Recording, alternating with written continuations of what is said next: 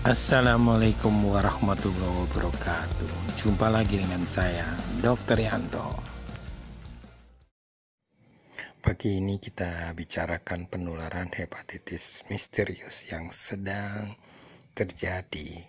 Kita harus tahu bagaimana penularan ini bisa terjadi.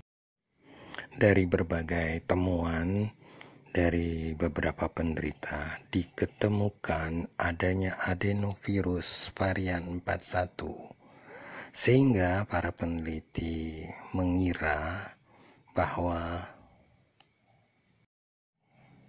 adenovirus 41 inilah yang masih diduga sebagai penyebab dari hepatitis misterius ini. Ya, saya katakan sekali lagi, masih diduga sebagai penyebab hepatitis misterius ini. Nah, oleh karena itu, mari kita lihat, selidiki bagaimana sifat dari adenovirus 41 ini. Hepatitis yang terjadi sekarang ini disebut misterius karena memang tidak diketemukan virus hepatitis A, B, C, D, dan E. Malah yang diketemukan adalah si adenovirus. Nah, kalau kita lihat sifat dari adenovirus itu adalah penyebarannya melalui udara. Nah, varian dari adenovirus ini banyak sekali, ya.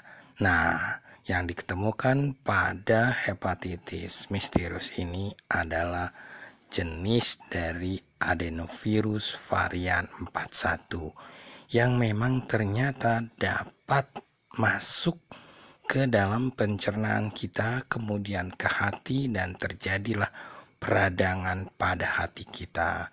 Oleh karena itulah hepatitis ini disebut misterius karena bukan berasal dari virus-virus yang sebelumnya, yaitu virus hepatitis A, B, C, D, dan E.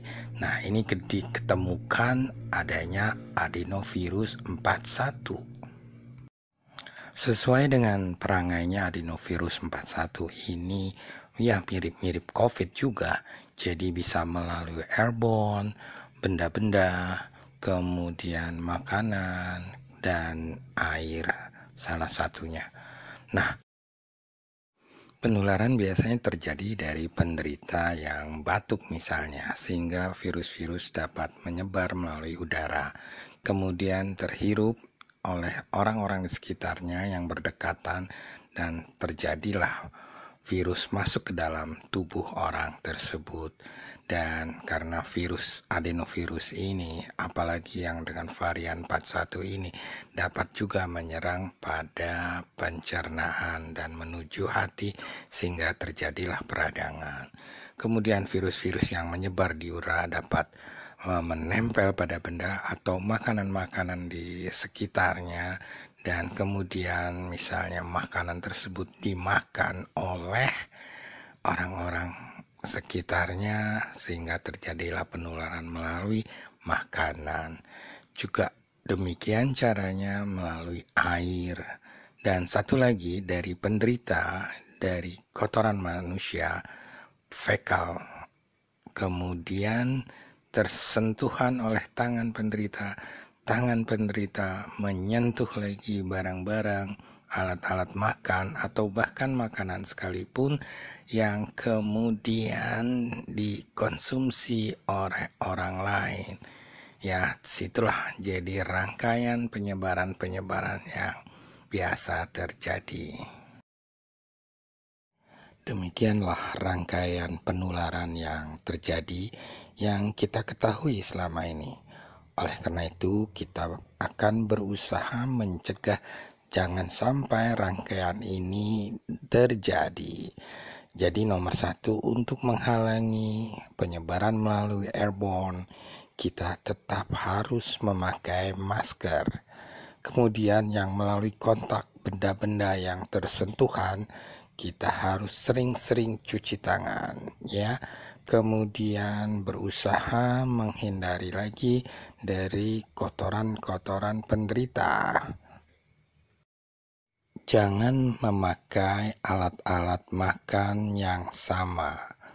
Pisahkanlah alat-alat makan untuk penderita dan untuk orang-orang yang sehat. Ya, sering-sering cuci tangan, baik penderita, baik orang-orang yang hidup di sekitar penderita. Untuk makanan, pilihlah makanan yang baru saja dimasak atau masih hangat. Kemudian untuk membeli makanan-makanan di luar, pilihlah makanan yang betul-betul baru dimasak. Jangan membeli makanan yang sudah beberapa jam yang lalu dimasak. Sebaiknya Anda pilih makanan yang langsung dimasak dan masih panas.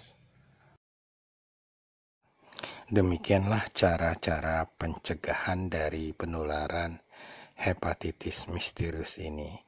Saat ini kita belum tahu lagi bagaimana perkembangan dari hepatitis misterius ini. Apakah akan meluas, kemudian menjadi endemis, bahkan mungkin pandemis?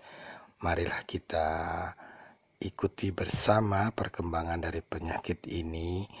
Dan yang penting kita wajib waspada dan wajib terus-menerus menerapkan prokes kesehatan ya.